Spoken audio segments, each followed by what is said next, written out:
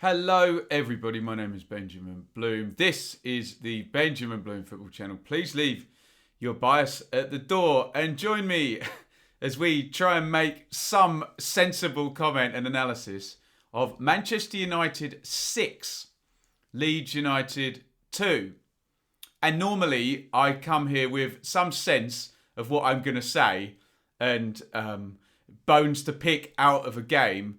But this was just absolutely mental. We'll go through it, but it's almost like we just need to talk about the goals. And then it's just a philosophical discussion of Bielsa ball and just the sheer insanity of a game that genuinely could have been 11-6 to Manchester United, I think, in the end. If ever a game exemplified a football club, this was it. And Leeds, just insane intention. You can't take your eyes off it.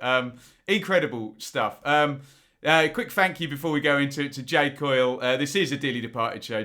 Jay is the sponsor of our Dearly Departed shows, where we look at the promoted teams that I've covered doing the Championship over the years, and Leeds is obviously one of them. Thank you to Jay. Right, here we go. Here are the teams. So Bielsa goes, that is unchanged, isn't it? Meslier in goal, Dallas, Ailing, Cooper, Alioski, Koch and Llorente are still out injured. Cooper went off in this one as well, which is a worry. But hey, there's plenty more to discuss before we get to that. Calvin Phillips is the deep line playmaker. Rodrigo and Click central. Harrison, Rafinha wide with Bamford up top. But honestly, it was everybody everywhere today on the bench. Casilla, Struick, Davis, Casey, Shackleton, Poveda, Hernandez, Costa and Roberts. Now, there is some sense that Ollie Solskjaer got this completely right and went for, in particular, Dan James there over Mason Greenwood and took Paul Pogba out and put, he went for a McTominay and Fred double pivot. What I mean by that is essentially, as it stands now, we must remember that Leeds have just been promoted from the Championship without any parachute payments. A lot of these are players that are picked up and have played their way through the Championship, with the exception of, Koch's not there, Llorente's not there, obviously Rodrigo and Rafinha.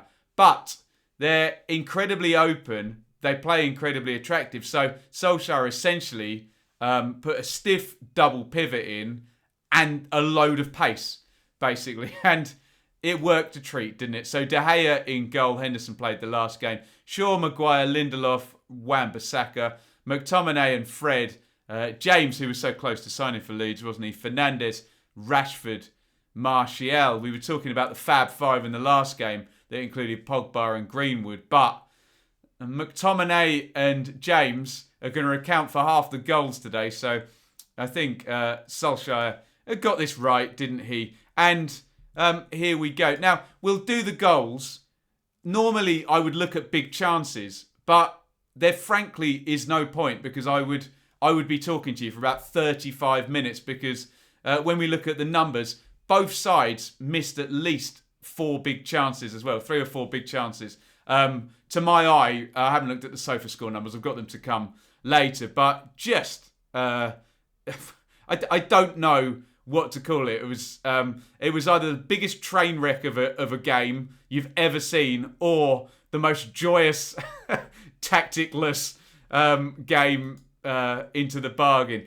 There is Scott McTominay. It's a brilliant goal, and I suppose this sets the tone. If this doesn't go in and the game has some chance to settle, it gives you maybe a different outcome. But look, he's on the edge of the box, and it's from a turnover.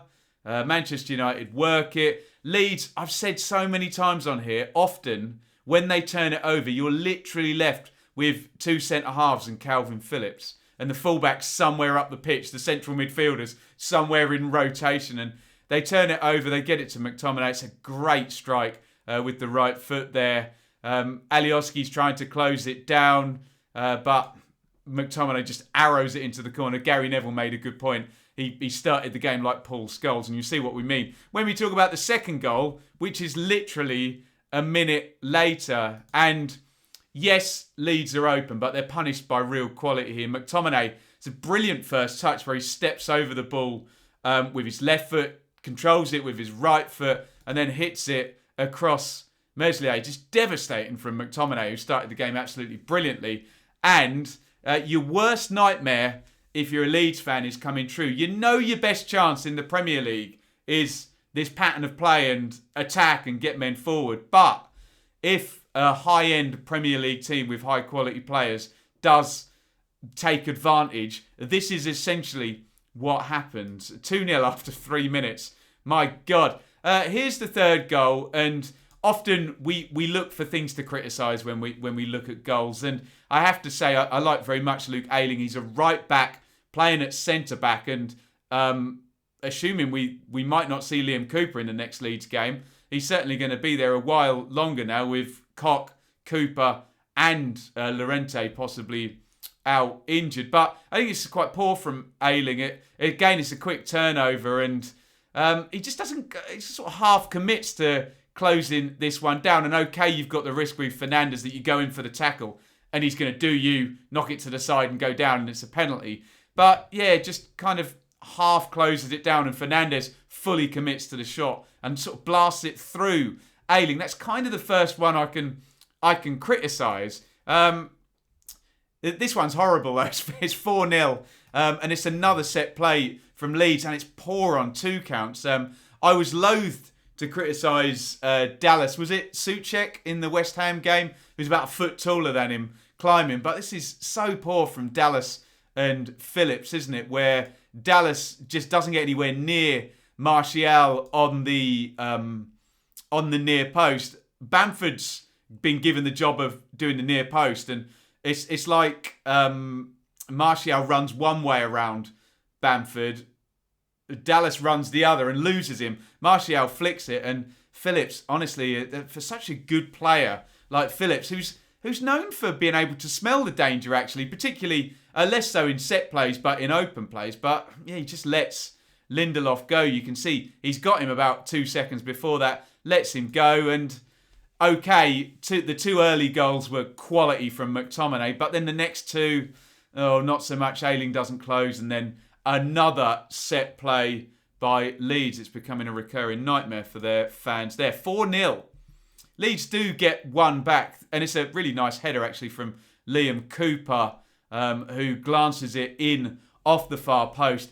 Yes, there were big chances for Bamford. There's so many I forget in this one.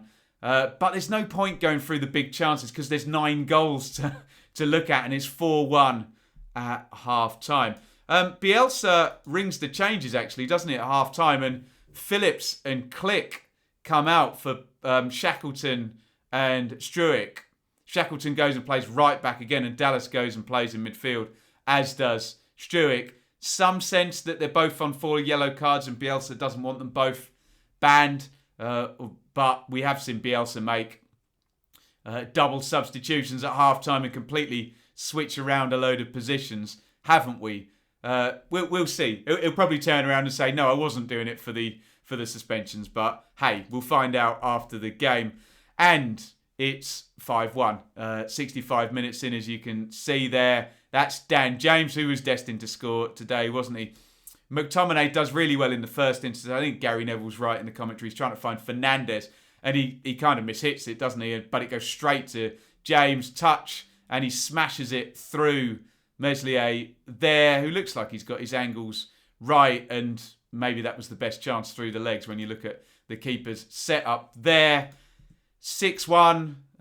Was it Martial goes down for the penalty in this one? A hop, a step, and a jump. And seems to just fool all goalkeepers, doesn't it? They don't know where he's going to plant his foot, and Fernandes gets the goal. 6-1. Dallas does get one back there. He's going to curl that edge of the box. Lovely finish, actually, into the top corner.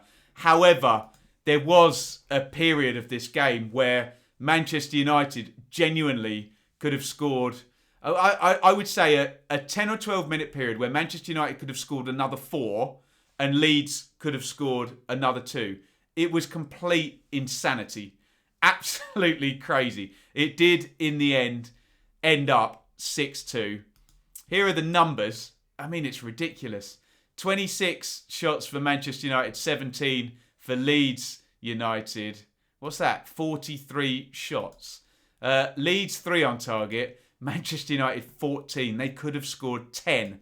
And we don't often see this. Big chances, 7-3. And Manchester United scored 6 and missed 3 big chances. And that's just going on the SofaScore GPS data of where was the shooter and was there any pressure on him. That's just a probability stat. To our eye, analysing the quality of these players and the openness and the game state, this could have gone double figures. Genuinely, it could. Leeds obviously 59% possession because they always do, and they miss 3 big chances of their own despite the 2 goals and hit the woodwork as well into the bargain. So just absolutely mental. One to look at there is obviously Cooper. So Leeds finished the game with Leif Davis on as well. I mean, all of those Leeds players seem to be interchangeable in their positions, don't they? But a bit of a worry for Leeds across the back now. I guess the next games are going to be Boxing Day, are they? And Leeds don't have any centre-backs. So that's a short-term worry. But we've got to talk long-term philosophy, haven't we? Let's just have a quick look at the table before we go into this ramble. Manchester United, fair dues. They got it right. They've got loads of good players, haven't they? Massively, expensively assembled squad. And again, I will repeat, Leeds were in the Championship last year. They haven't been in the Premier League, I think, for 16 seasons before that. And they've gone up without parachute payments. Yes, with high commercial revenues. But this is a team with that as the circumstance against a Manchester United who are, probably got the biggest commercial revenues in the world, plus 100 years worth of massive TV broadcast income.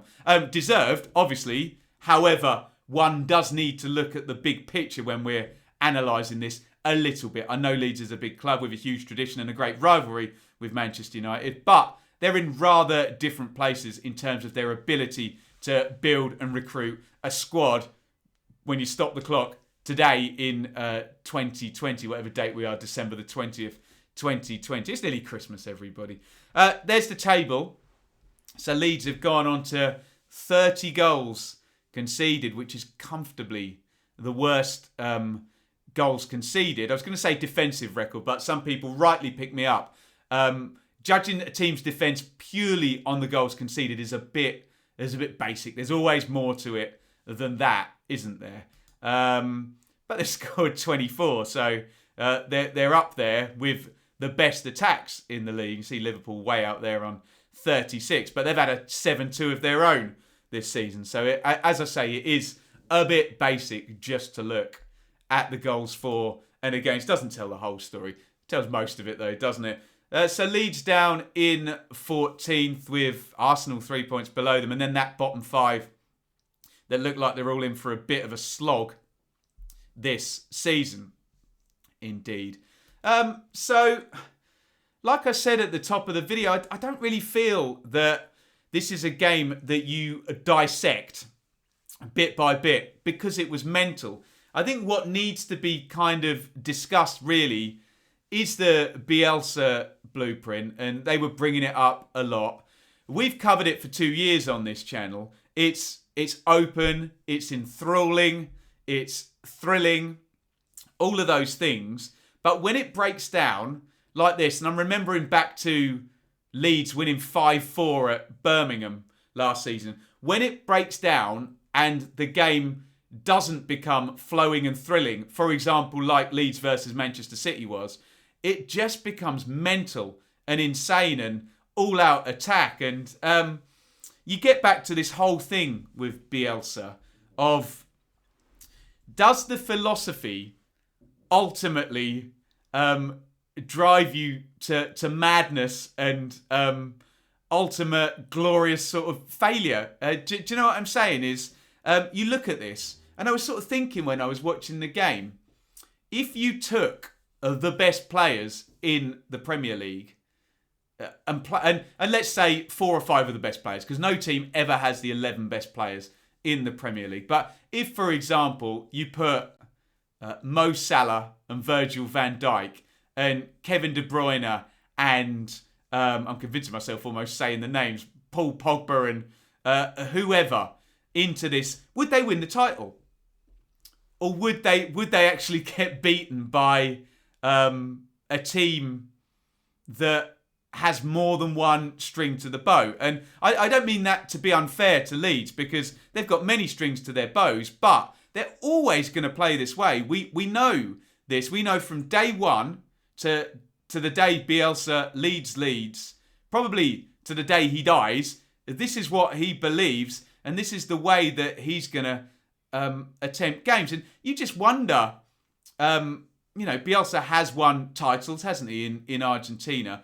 You just wonder where it can go and where the explosion point almost is, because we hit one of them today where you get a Bielsa team that's been built in the Championship without parachute money against one of the richest, highly commercially gaining, successful teams in Premier League history, and a couple of early goals, and you just get this outright blooming chaos, don't you? It was insane. And what my point is the risk and reward of this. We talked about it many times this season, where Leeds have been picked off by counter-attacking teams. Think Vardy and Pratt in the game Leeds v Leicester that ended 4-1, and Barnes as well in that game. And they picked them off and it was 4-1. Fine. The Palace game wasn't really a counter-attack job. It was a couple of set plays into the bargain there. But this was the most spectacular example